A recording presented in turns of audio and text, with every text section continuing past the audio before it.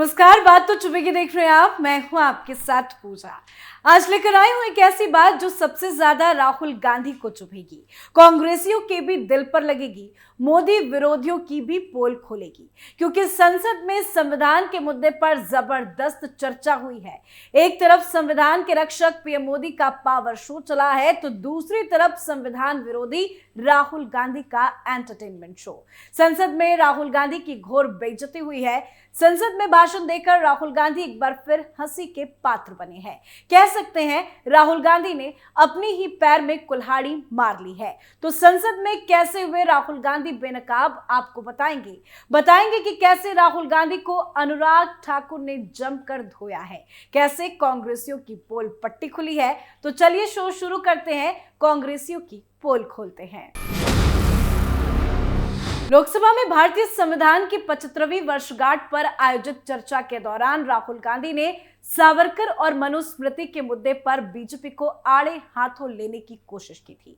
उन्होंने अपने भाषण में संविधान को जीवन दर्शन बताते हुए इसे भारत की प्राचीन संस्कृति और सभ्यता का दस्तावेज कहा। राहुल गांधी ने दावा किया कि आरएसएस और सावरकर ने मनुस्मृति को संविधान से बेहतर बताया था, जिससे बीजेपी की विचारधारा पर सवाल खड़े हुए। राहुल गांधी ने कहा कि हमारा संविधान विचारों का समूह है, जिसमें अंबेडकर, गांधी और नेहरू के आदर्श समाहित है, लेकिन सावरकर ने कहा था कि संविधान में कुछ भी भारतीय नहीं है। मैं बीजेपी से पूछना चाहता हूं, जब आप संविधान की तारीफ करते हैं तो क्या आप सावरकर की बात का विरोध नहीं करते? उन्होंने आरएसएस के नेताओं पर आरोप लगाते हुए कहा कि वो संविधान के आदर्शों को मनुस्मृति के विचारों से बदलना चाहते हैं। तो क्या कुछ कहा है लोकसभा में राहुल गांधी ने, आपको सुनाते हैं। When we look at the Constitution and we open the Constitution, we can hear the voice and the ideas of Ambedkar, of Mahatma Gandhi, of Jawaharlal Nehru. But where did those ideas come from? Those ideas came from an old, profound tradition in this country. Those ideas came from Shiva, from Guru Nanak, from Basavana, from Buddha, from Mahavir, from Kabir, from a list of people. So when we speak of the Constitution and we show the Constitution, of course, it is a document of modern India, but it could never have been written without ancient India and her ideas.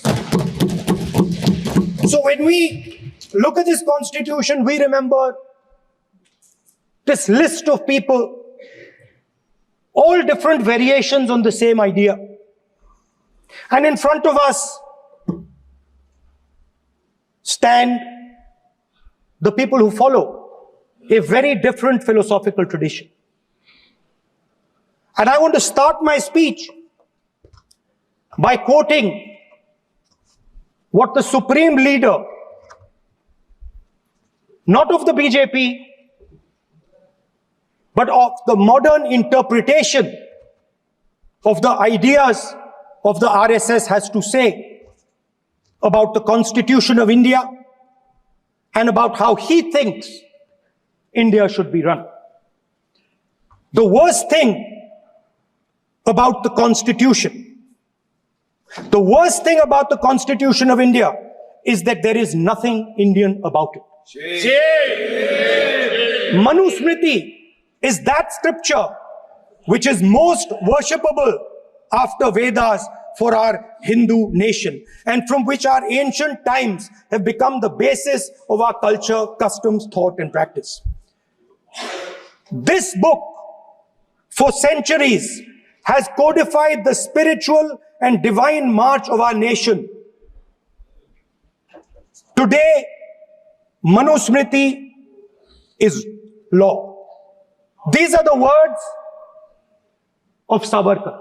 Mr. Savarkar has clearly stated in his writings that there is nothing Indian about our constitution. He has clearly stated that the book India is run by should be superseded by this book. तो राहुल गांधी ने कहा कि सावरकर ने अपने लेखों में साफ लिखा है कि हमारे संविधान में कुछ भी भारतीय नहीं है। लड़ाई मनुस्मृति और संविधान के बीच की है।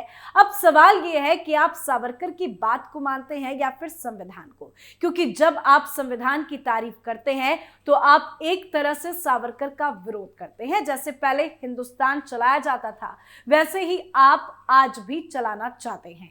राहुल गांधी ने एकलव्य का उदाहरण देते हुए कहा कि गुरु द्रोणाचार्य ने एकलव्य को सिखाने से मना कर दिया था और कहा था कि आप स्वर्ण जाति से नहीं है तो मैं आपको नहीं सिखा सकता। इसके बाद भी एकलव्य ने गुरु द्रोणाचार्य की मूर्ति बनाकर धनुष चलाना सीखा। जब एकलव्य ने धनुष चलाना सीख लिया तो द्रोणाचार्य ने एकलव्य का अंगूठा मांग लिया।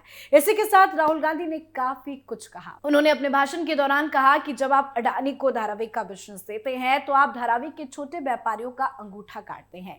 जब आप बंदरगाह एयरपोर्ट अडानी को देते हैं तो जो लोग ईमानदारी से व्यापार करते हैं आप उनका अंगूठा काटते हैं। लेटरल एंट्री देकर देश के युवाओं का अंगूठा काटते हैं। देश के युवा प्रतिस्पर्धा परीक्षा की तैयारी करते हैं तो पेपर लीक कराकर आप उनका अंगूठा काटते हैं। देश के हजारों युवा सेना में जाने के लिए मेहनत करते थे तो आप अग्निवीर लाकर उनका अंगूठा काट दिया। किसान आपसे एमएसपी मांगते हैं मगर आप अडानी अंबानी को फायदा पहुंचाते हैं तो आप किसानों का अंगूठा काटने का काम करते हैं। संविधान में कहीं नहीं लिखा कि एकाधिकार होना चाहिए, अग्निवीर होना चाहिए। संविधान में ये नहीं लिखा कि देश के युवाओं का अंगूठा काटना चाहिए। राहुल गांधी के भाषण पूरे होते ही अनुराग ठाकुर की बारी आई और अनुराग ठाकुर ने राहुल गांधी को जमकर धोया। तो क्या कुछ कहा राहुल गांधी के बाद अनुराग ठाकुर ने, सुनाते हैं आपको। माननीय अध्यक्ष जी, पिछली बार भी जब चर्चा हुई तब भी मैंने कहा था कि कुछ लोग संविधान तो हाथ में लेके घूमते हैं लेकिन ये नहीं बता पाए कि उसके पन्ने तक कितने हैं, क्योंकि उन्होंने कभी खोला ही नहीं। आज मैं इसी, क्योंकि ये संविधान जो राहुल जी सब तरफ दिखाते हैं सर, शायद उन्होंने इसके 2 पन्ने भी खोलकर नहीं देखे। अगर आप इसका प्रीफेस देखेंगे, प्रीफेस किसने लिखा सर? सुप्रीम कोर्ट के वरिष्ठ अधिवक्ता गोपाल शंकर नारायण जी। उन्होंने लिखते हैं, our constitution was crafted by the finest and most emancipated minds of the time and thankfully not directed by the confused Nehruvian social policy that guided success governments। वो इनकी नेहरू जी की विचारधारा पर सवाल खड़ा करते हैं। और उन्होंने लिखा है कि giants like B.R. Ambedkar, B.N. Rao, Sardar Patel, K.M. Munshi Alladi debate provisions to protect the basic freedom. उन्होंने श्रेय दिया है तो अम्बेडकर जी को, सरदार पटेल और आगे। सर इसके अगले पन्ने पे क्या लिखते हैं गोपाल शंकर नारायण, और ये इन्हीं का ही है सर, मैं नहीं पढ़ रहा हूँ, जो इन्होंने हाउस में दिखाया। इसमें लिखा है, were it not for the strength of the document, Indira Gandhi would have been compelled to end the darkest episode in independent India by ending the emergency। यानी कि संविधान की ताकत थी जिन्होंने इंदिरा गांधी जी की इमरजेंसी को खत्म किया था, तो इस संविधान की ताकत थी। और ये आपके इसके अंदर लिखा है। राहुल जी जो आप लेकर घूमते हो, कभी खोल के पढ़ो तो सही, कभी पढ़ा भी नहीं आपने। और इसमें आगे लिखा है सर, आप चेयर को बोलो, अधिकार दिया है, चेयर को बोलो, माननीय सदस्य चेयर को। जी अध्यक्ष जी, ये जो राहुल जी कॉपी लेकर घूमते हैं, इसी पे लिखा है कि इंदिरा गांधी जी की यातनाएं और इमरजेंसी को खत्म किया तो बाबा साहब अम्बेडकर के संविधान ने गरीब से गरीब व्यक्ति को उसका काम दिया। सर आप इसके प्रीफेस पे जाइए। सर आप इसके प्रीफेस के बाद फॉरवर्ड जो लिखा सर, ये भी सुप्रीम कोर्ट के बहुत बड़े वकील है। उन्होंने क्या लिखते हैं सर कि जब संविधान बना उसके बाद सर, देश आजाद होने के बाद पहले दिन से ही लेजिस्लेटिव और हमारी ब्यूरोक्रेसी सर, हमारी दोनों ने ही जुडिशरी के साथ सींग फंसा के रखे, जुडिशरी को नीचे दिखाने की बात की। सर ये मैं नहीं कह रहा, ये वही किताब कह रही है जो राहुल गांधी हाथ में लेकर घूम रहे हैं। सर मैं पढ़ के सुनाता हूँ। From the earliest years itself the legislative wing and the executive wing of the state, on the one hand, confronted the judicial wing on the other, with the accusation that they had vastly approached upon the powers not given to them but given to the executive. The then Law Minister on 28th October 1976 issued a strident warning to the judges of the Supreme Court, and I quote, sir, मैं quote कर रहा हूँ. An atmosphere of the confrontation was sought to be created by those whose duty it was to see that they did not encroach upon the field which did not legitimately belong to them. Nothing should be left undone now to ensure that such a situation did not reoccur. If even after the amendments confrontation continues, then I think it will be a bad day for the judiciary. ये कौन कह रहा है? उस समय के law minister कह रहे हैं. और क्या कहते हैं sir? Again, we are trying to save them from the temptation to intrude into the powers which do not belong to them. What we are doing today is not to save the people from the judges. ये कह रहे हैं, we are trying not to save the people from the judges, but really enabling the judges to save them from themselves. This was said during the emergency which hit the nation like tsunami and brought about the realization the constitution could not be subverted. Sir, अगर ये संविधान जो बाबा साहब अम्बेडकर ने दिया उसी ने देश को बचाया. राहुल जी कभी इसको पढ़कर देखिए. गांधी परिवार और कांग्रेस पार्टी का पूरा कारनामे इसके अंदर लिखेंगे, कैसे आपने धज्जियां उड़ाई. एक तो एक. दूसरा, ये जो कहते हैं बीजेपी के लोगों को, सर ये मनगढ़ंत आरोप. सर ये अंगूठा काटने की बात करते हैं. इनके राज में सिखों के गले काटे गए, सिखों के कत्लेआम किया गया, सिखों के बाद दंगे सबसे ज्यादा हुए तो कांग्रेस के समय हुए. और आपको देश से माफी मांगनी है. अगर आज भी नहीं मांगेंगे तो संविधान जितना मर्जी जेब में डालिए. आप संविधान को जेब में लेकर घूमते सर. इन्होंने संविधान को तार-तार करने का काम किया है. इनको देश से माफी मांगनी चाहिए. मुझे आपका संरक्षण इसलिए चाहिए था कि झूठे आरोप लगाने बंद करे. ये संविधान की रक्षा आपने कभी नहीं की. इमरजेंसी जैसा कालखंड आया और संविधान को बार बार तार किया, संशोधन किया, तो आपने और आपकी पार्टी ने किया. धन्यवाद सर. तो लोकसभा में संविधान के ऊपर चल रही बहस में बीजेपी सांसद अनुराग ठाकुर ने राहुल गांधी को तीखा जवाब दिया.